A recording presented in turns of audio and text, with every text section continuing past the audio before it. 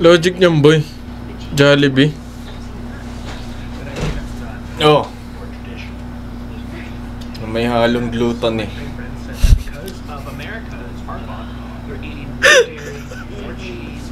May halong gluten eh.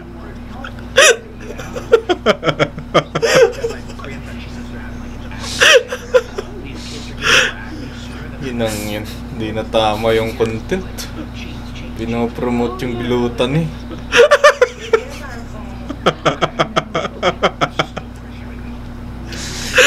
Pagkakasala na yan eh. Gluten eh. Tarantado.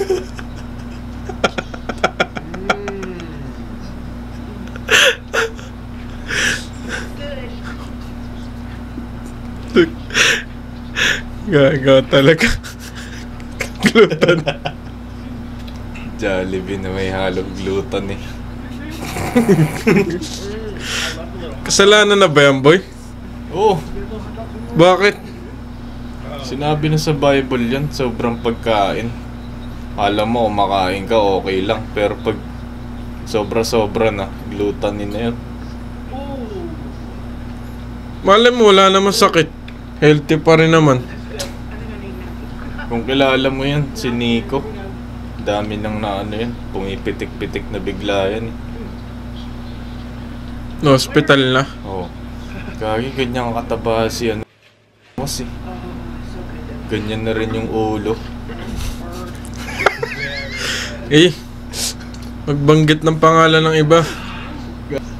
Ganyan na rin kasi yung ulo. High level na.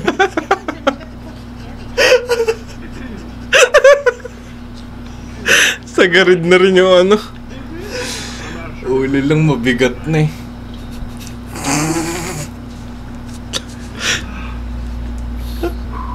Logic. Di na tama. Paano kaya kumikita ng pera yan, boy?